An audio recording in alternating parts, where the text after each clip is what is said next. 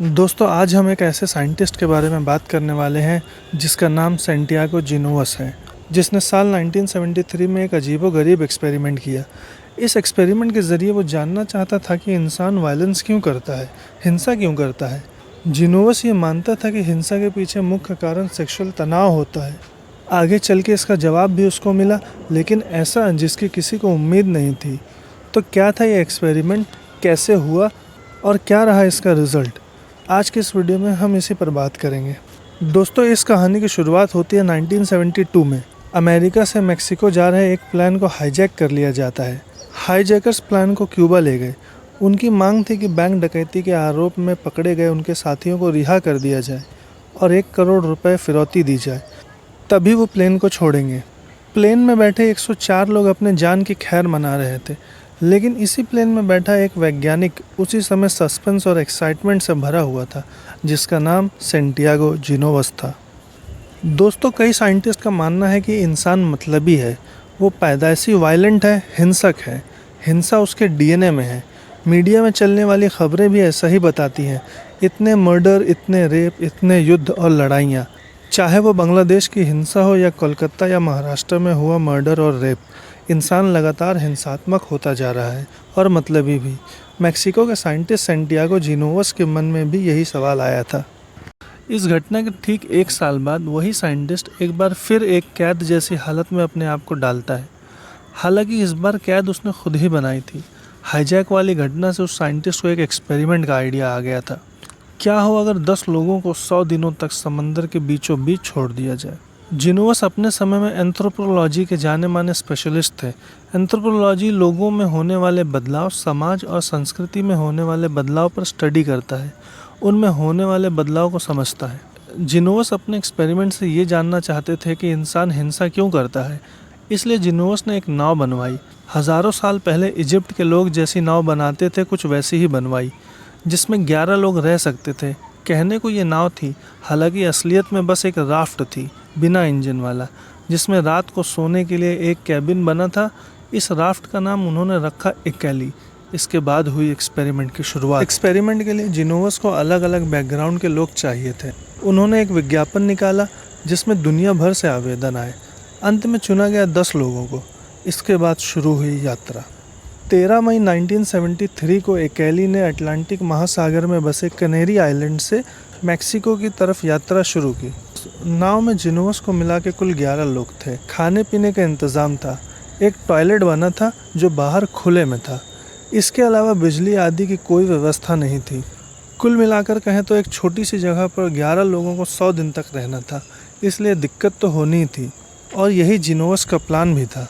वो लोगों का बिहेवियर स्टडी कर जानना चाहते थे कि इंसान हिंसा क्यों करता है। हालांकि इस एक्सपेरिमेंट को नाम उन्होंने पीस प्रोजेक्ट दिया था।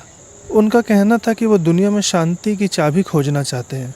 तो क्या जिनोवस को शांति की चाबी मिली? चलिए आगे जानते हैं कि आखिर नाव में हुआ क्या। जिनोवस ने जिन लोगों को चुना था उनमें 4 लोग कुंवारे थे। उन्हें जानबूझकर चुना गया था ताकि लोगों के बीच सेक्सुअल टेंशन पैदा हो। जिनोवस ये मानकर चल रहे थे कि हिंसा के पीछे मुख्य कारण सेक्सुअल तनाव होता है।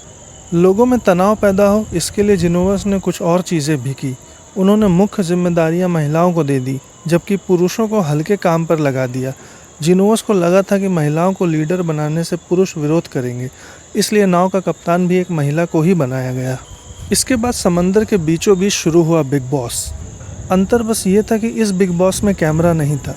इसके बावजूद मीडिया ने चटखारे लेने में कोई कोताही नहीं बरती। यात्रा की शुरुआत के चंद दिनों के भीतर ही नाव को लेकर अफवाहें फैलने लगी।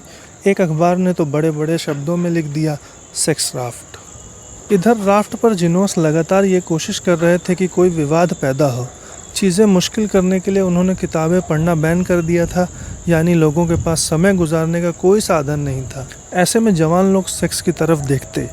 लेकिन जिनोवस ने प्राइवेसी की कोई गुंजाइश नहीं छोड़ रखी थी। जैसे पहले बताया, सिर्फ एक कैबिन था जिसमें सभी लोग साथ सोते थे। सेक्स को लेकर और टेंशन और गिल्ट पैदा हो, इसलिए जिनोवस ने एक पादरी को भी इस ग्रुप में शामिल किया था। इसके अलावा कोई फायर फाइटर था, कोई वेटर था। ये लोग भरी गर्मी में बिना साधन समंदर में एक छोटी सी जगह पर रह रहे थे। जिनोवस की उम्मीद थी जल्द ही इनमें विवाद पैदा होगा, लेकिन ऐसा कुछ नहीं हुआ। फिर एक रोज़ पता चला कि नाव एक तूफान की तरफ बढ़ रही है। ऐसे में नाव के कप्तान ने फैसला किया कि वो नाव को पास के तट तक ले जाएगी। जिनोवस ने जैसे ही ये सुना वो नाराज़ हो गए। उन्हें लगा उनका एक्सपेरिमेंट फेल हो जाएगा, इसलिए उन्होंने कप्तान को बर्खास्त करते हुए नाव की कमान अपने हाथ में ले ली। हालांकि जल्द ही ये जिम्मेदारी उनके लिए टेढ़ी खीर साबित होने लगी। बीच समंदर में उनकी नाव एक शिप से टकराते टकराते बची। शिप देखते ही जिनोवस के हाथ पांव फूल गए। तब शिप की पुरानी कप्तान ने संयम से काम लेते हुए नाव को सही दिशा में आगे बढ़ाया। यहाँ से नाव की इक्वेशन में एक बड़ा बदलाव आया। जिनोवस को लग रहा था कि लोगों में आपस में संघर्ष पैदा होगा, लेकिन हुआ ये कि लोग इकट्ठा होकर खुद जिनोवस के खिलाफ हो गए। नाव में रह रहे लोगों को जब मुश्किल स्थिति में डाला गया, उन्होंने तमाम परेशानियों का सामना मिलकर किया, मिल बांट कर काम किया और सेक्सुअल तनाव को भी टकराव तक पहुंचने नहीं दिया।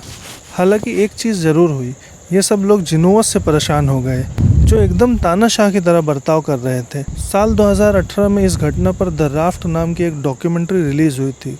एक्सपेरिमेंट में हिस्सा लेने वाले लोग इस डॉक्यूमेंट्री में बताते हैं कि एक बार तो वो सब मिलकर जिनोवस को मारने को तैयार हो गए थे। उन लोगों ने प्लान बनाया कि जिनोवस को नाव से धक्का दे देंगे। हालांकि अंत में उन लोगों ने इस प्लान पर अमल ना करने का फैसला किया। जिनोवस को इसके बाद अलग थलग कर दिया गया। इसी बीच जिनोवस को ये खबर मिली कि उनकी यूनिवर्सिटी ने इस विवादास्पद एक्सपेरिमेंट से किनारा कर लिया है। अपने नोट्स में उन्होंने लिखा, इस नाव पर सिर्फ एक शख्स ने ही आक्रामकता दिखाई और वो मैं खुद हूँ। आगे की यात्रा में जिनोवस ने खुद को एक्सपेरिमेंट से अलग कर लिया। उन्हें लग रहा था कि एक्सपेरिमेंट फेल हो गया। 101 दिन बाद जब राफ्ट मैक्सिको पहुँचा, तब वो दिमागी तौर से दुखी और उदास हो गए थे, जबकि बाकी लोग कुछ दिन अस्पताल में रहने के बाद अपने अपने घर चले गए। उन लोगों ने कभी इस यात्रा को फेलियर की तरह नहीं देखा। उनके लिए ये एडवेंचर की तरह था। एक्सपेरिमेंट में हिस्सा लेने वाली एक महिला ने 2008 में ब्रिटिश अखबार गार्डियन से कहा था, ये एक्सपेरिमेंट सक्सेसफुल था। अगर जिनोवस ध्यान देते तो उन्हें पता चलता कि एक्सपेरिमेंट से एक महत्वपूर्ण बात पता चलती है, कैसे अजनबी लोग मुश्किल परिस्थितियों में भी रिश्ता बना लेते हैं। पता चलता है कि लोग मतभेदों को दूर कर सकते हैं और यही हिंसा का हल है। जिनोवस को ये बात उस समय समझ नहीं आई। हालांकि बाद में उन्होंने हिंसा पर एक पॉलिसी पेपर लिखा, जिसे 1989 में यूनेस्को की जनरल कॉन्फ्रेंस में अडॉप्ट किया गया। आज भी ये यूनेस्को का मान्यता प्राप्त डॉक्यूमेंट है, जो कहता है हिंसा इंसान के नेचर में है। ये बात अवैज्ञानिक और अनसाइंटिफिक है। जैसे हिंसा इंसान के दिमाग में पैदा होगी, वैसे ही शांति की शुरुआत भी इंसानी दिमाग से ही होती है। यूनेस्को ये बात मानता है, लेकिन इकलौते एक्सपेरिमेंट से हो सकता है आप सहमत ना हो। लेकिन ज़रा गौर करेंगे तो पाएंगे कि आम जिंदगी में एक इंसान को हज़ारों व्यक्ति मिलते हैं। इनमें से 99% लोग अच्छे या कम से कम बुरे नहीं होते।